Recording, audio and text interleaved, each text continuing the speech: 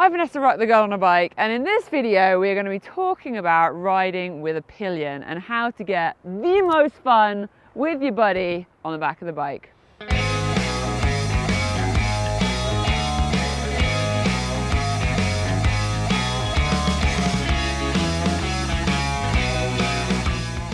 I'm here in Romania with Tour 1. I'm currently on the Transfăgărășeni Highway, which is definitely one of the top riding roads in the world. You can check out my full video on that road. Now, on this long road trip that I'm doing with Tour 1 Romania, I have actually decided to do it with a pillion, riding 2 up. So I am on a Harley Davidson Road Glide Limited.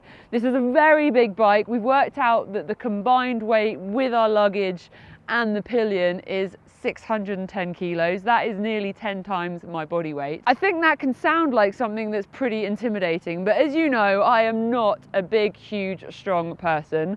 Riding with a pillion isn't about being strong. Actually, it's really not any different to riding a motorcycle on your own, but you do have to think about a few things which I'm going to go through in this video, and hopefully it will give you a bit more tips and then ultimately confidence to go out there enjoying riding 2 people on a motorcycle. Now, this video is also going to be helpful whether you are the rider or the pillion. Now, first of all, your choice of motorcycle is going to be a really important part as to how much enjoyment you're going to have. This bike is like a dream for a pillion. It has got a massive comfy armchair at the back. It even has sides. You can sit back, enjoy it. They've got their own speakers, and if you were to be looking at maybe a sports bike, they're going to feel like they're on a tiny little plinth on the back. When we look at the motorcycle industry, I do actually think pillion ridings is one of the biggest problems we have as to why there aren't more females riding motorcycles. Now, the reason I'm saying that is because a lot of females have their first experience riding a motorcycle getting on the back of some maybe spotty, maybe a little bit not quite established egos,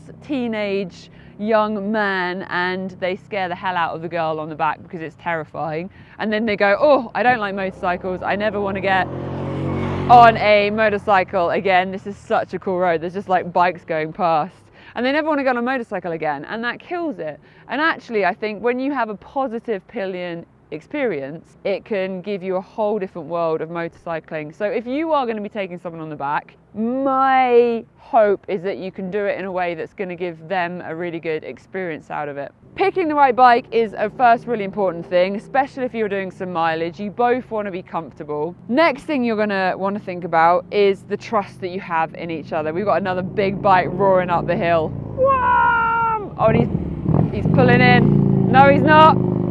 He thought about it. We're too intimidating. You can hear that Harley potato. So the trust between the rider and the pillion is critical. Your life are in each other's hands, because if the pillion starts messing around on the back, it's going to unbalance the bike and the rider is going to be vulnerable as well. And the pillion obviously has full trust in the rider because they are in complete control of the motorcycle. Having someone that understands their body weight and what it does to the motorcycle is definitely going to make it easier. And you can learn how that happens together. So if you're riding along, get your pillion on a nice straight road to feel what happens when they wiggle, when they twist, when they move around. You as the rider is going to be sat there with no input to the bike, and when they make movements, they'll be able to immediately feel why as a rider you're going, ah, wriggly bum, what are you doing behind me?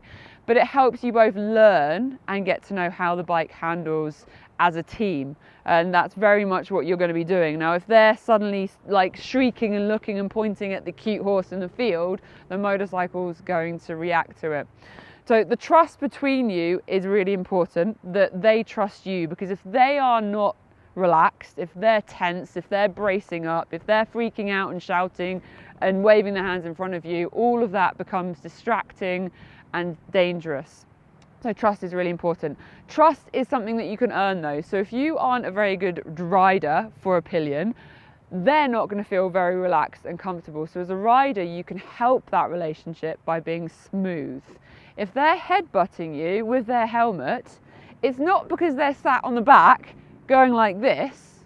It's probably because you're not being smooth with these, which is causing them to react, because they don't know what your input's going to be on the bike, so they can't preempt it to not headbutt you. So if you're constantly being headbutted by your pillion, try and ride a little bit smoother so that they're not getting those input reactions. We've got bikes roaring up the valley, it's amazing.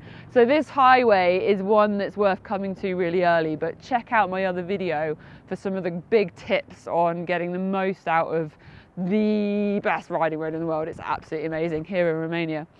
Okay, what else do we want to talk about? Communication. Big one. Now, I always ride with a Cardo intercom system, so I've got the Edge, and I've used their intercoms for probably 7 years now. Highly recommend them, and there's a code in the description to get up to 25% off if you want to get yourself an intercom.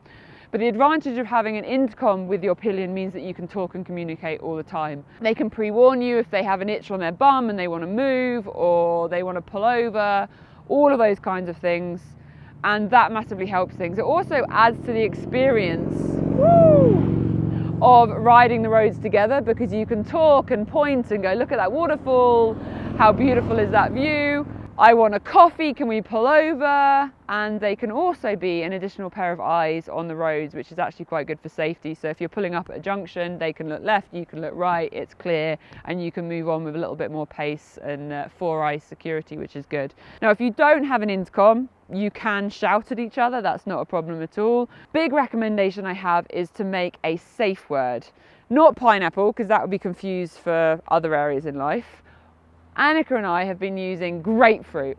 Now, the safe word is for getting on and off the bike, and my recommendation is that your Pillion and you as a rider know that that person does not get on and off that bike without you saying, go, do it now.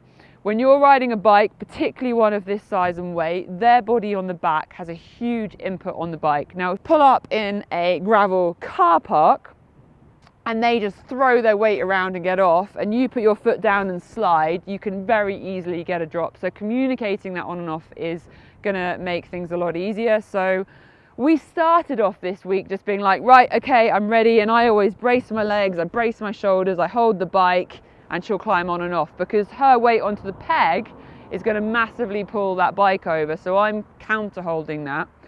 And it was always like, are you ready? You're not ready? And it was like these sentences, by having grapefruit, now, grapefruit, and she knows on and off. So it just makes stuff a little bit easier with that kind of communication. It certainly helped us. Holding on the back of the bike is another thing worth talking about. There's lots of different ways to hold on the back of a motorcycle. You can hold on to, depending on what the bike, it's going to vary, but you can hold on to the back of the bike here, you might be able to hold on here, you can bear hug, you can hold shoulders, you can do like dances. You've got to work out what's comfortable on the bike that you're riding, and again, the trust. If you're on an intercom, being able to say, right, I'm about to accelerate, gives the Pillion a warning that they might suddenly be about to go off the back of the bike. But if they're on a bike with a backrest, you've not got the same worries. Think about the bike that you're riding, the style of riding you're going to do, how much knowledge they have about reading the road, knowing what sort of behavior you might naturally have, and just be kind to them. They are literally, their life's in your hands on the back of the bike, and the more you can help them enjoy the ride, the more of an enjoying ride you're going to have and experience it together. Okay, leaning on a motorcycle, something we all do. You go around a corner, you're shifting your weight, you're riding the road, your Pillion from you as to what you want them to do around the corners.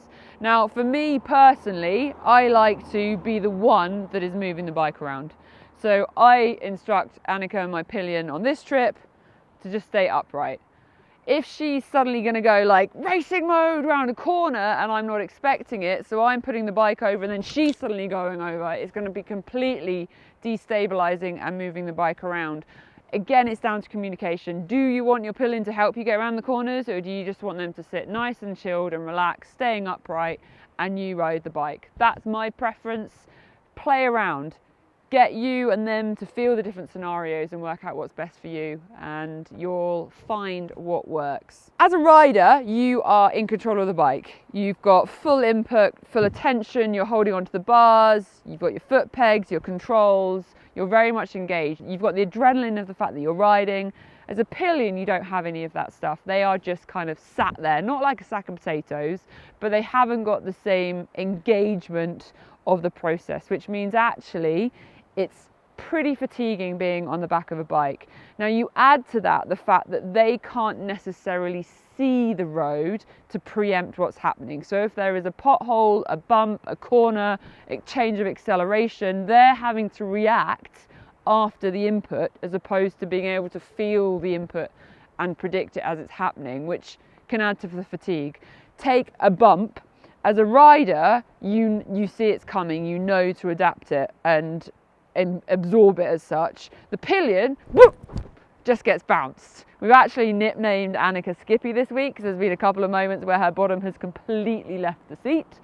Thankfully, she didn't actually fall off, but she very nearly did fall off a couple of times, particularly when I decided that first gear over speed bumps to get the front wheel off was really fun. It was less fun that time when she had her phone in her hand and it nearly got dropped. Naughty Vanessa, but it was really fun.